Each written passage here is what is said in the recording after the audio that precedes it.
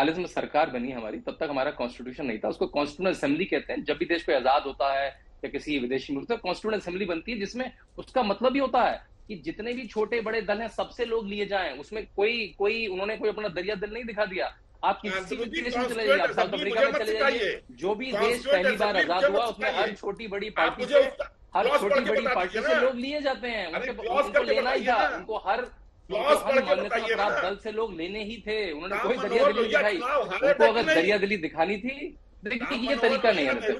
ये आप समाजवादी पार्टी के साथ रह के उनकी गुंडागर्दी मत सीखिए। नहीं, आराम से मैंने आपके बीच में गुंडागर्दी करके आपका सबसे बड़ा नहीं हो जाएगा। गुंडागर्दी करके आपका सबसे बड़ा नहीं हो जाएगा। देख लीजिए चित्रा जी, ठीक है, जब आपका तर्क नहीं बढ़ा होता आपकी आवाज बढ़ेगी। ये तर्क का सिद्धांत है। आपका तर्क न बढ़ाओ तो चिल्लाने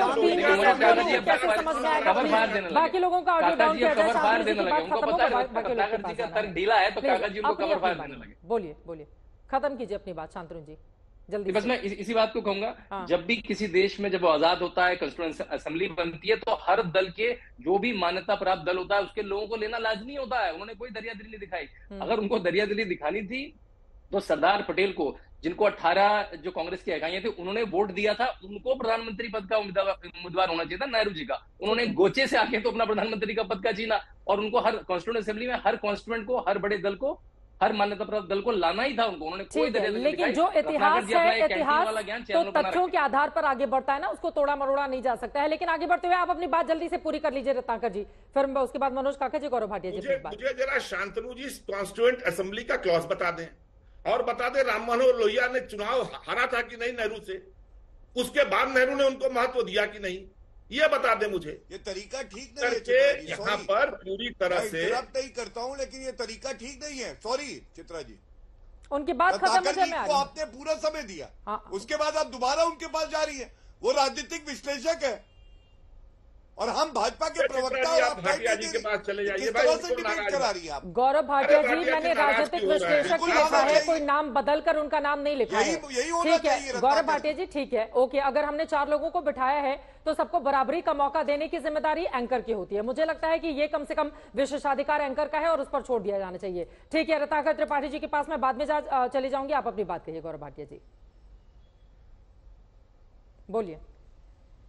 चित्रा जी, विशेषाधिकार आपका है, लेकिन आपका कर्तव्य भी है कि समय बराबर से मिले, और अगर आरोप भाजपा पे लगे तो भाजपा के प्रवक्ता की बात सुन ली जाए। ये जिम्मेदारी भी आपकी और आप में आस्था है, इसीलिए शायद आपके शो में बैठे। कांग्रेस की तरह बॉयकॉट नहीं किया हुआ हम लोगों ने, ये याद रखिएगा। अब सुनिए, रत्नाकर जी ने एक बात कही कद गिराने की, तो रत्नाकर जी मैं एक बात आपको बताता हूं, ना मैं गिरा ना मेरी उम्मीदों के मीनार गिरे, लेकिन मुझे गिराने में कई लोग 100 बार गिरे। और हां, जिसकी जो वक्त होती है उसी हिसाब से दिहाड़ी पेमेंट होता है।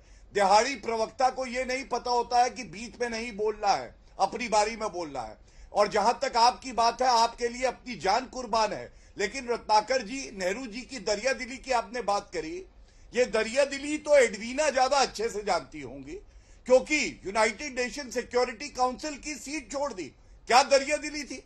43,000 स्क्वायर किलोमीटर जमीन दे दी, दरिया दिली थी ये चाचा नेहरू की। कैसी बातें आप करते हैं।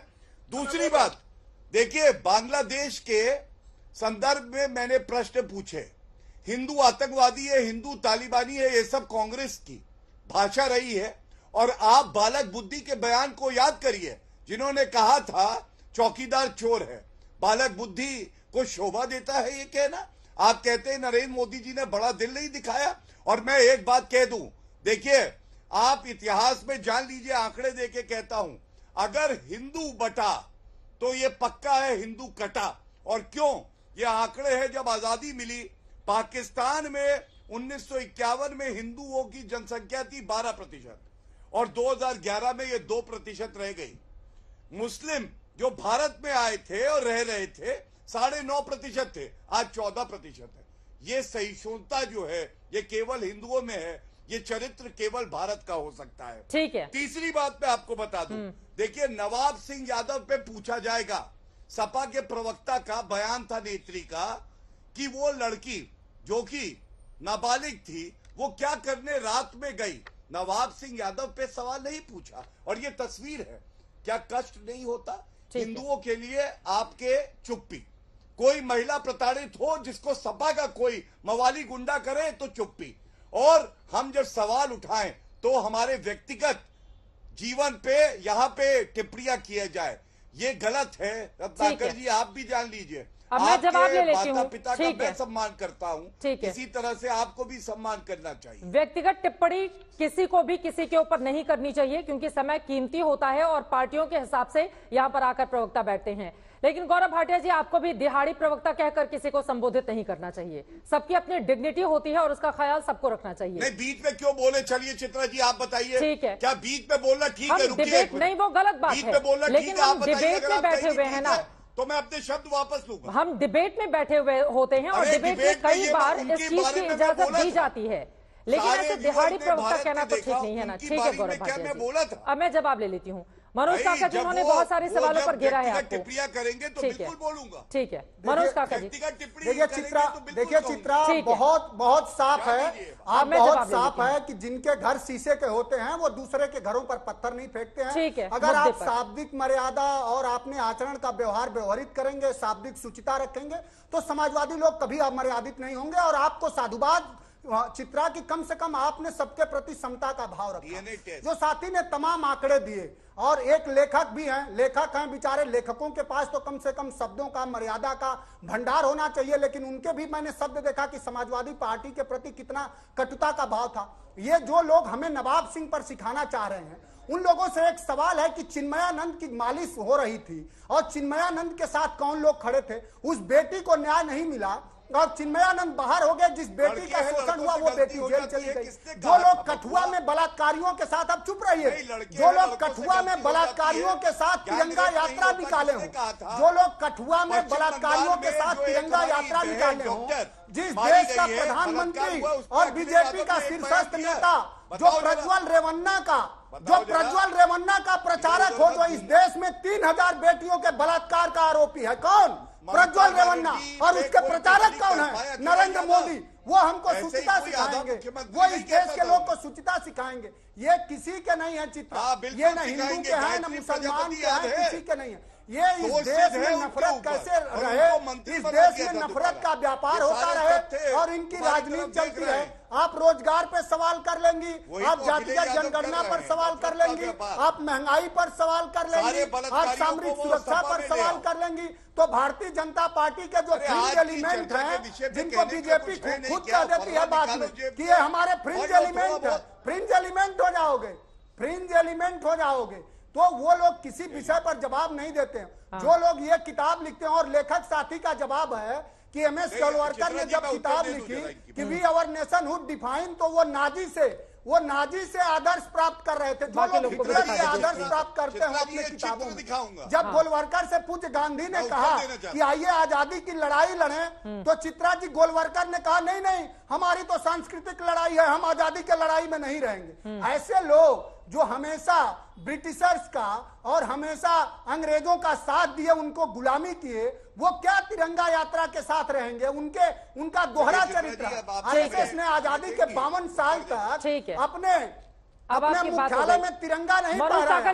आरएसएस ने 52 साल तक अपने मुख्यालय पर तिरंगा नहीं फहराया। वो लोग तिरंगे का मर्म, इस देश के बलिदानियों का मर्म क्या जानेंगे? मैं तो चित्रा ऐसे परिवार से हूँ कि हमारे 2 सगे भाई, हमारे शब्द में नहीं है चित्रा, हमारे 2 सगे भाई इस देश की सरहद की सुरक्षा करते हैं, और हम भी गए थे, लेकिन कुछ फिजिकल कारणों से हमें नहीं हो पाए। हम भी देश की सुरक्षा में होते। गौरव, ये लोग मैं जवाब ले लेती हूँ, जीवन काटे हैं, वो इस देश को आदर्श सिखाएंगे। राष्ट्रीय बोलिए गौरव भाटिया जी। ये कायर लोग। देखिए, सबसे पहले तो जो भी हमने प्रश्न पूछे उस पर उत्तर नहीं मिला।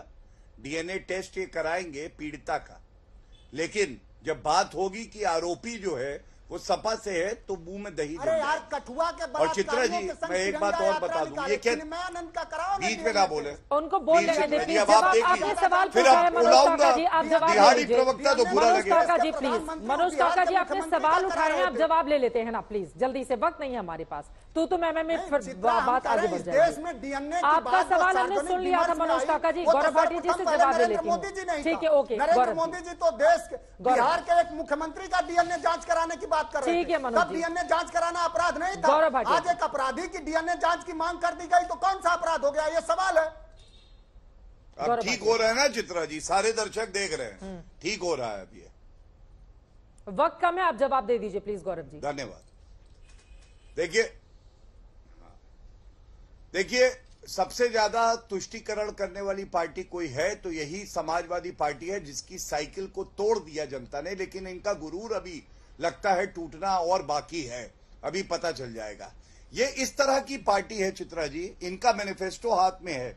आतंकियों के लिए कहते थे कि जो मुसलमान हैं उनके मुकदमे वापस लिए जाएंगे, और प्रयास किया अखिलेश यादव ने, उच्च न्यायालय ने रोक लगा दी। आतंकवादियों का धर्म देख के ये लोग फैसला करते हैं मुकदमे चलेंगे या नहीं।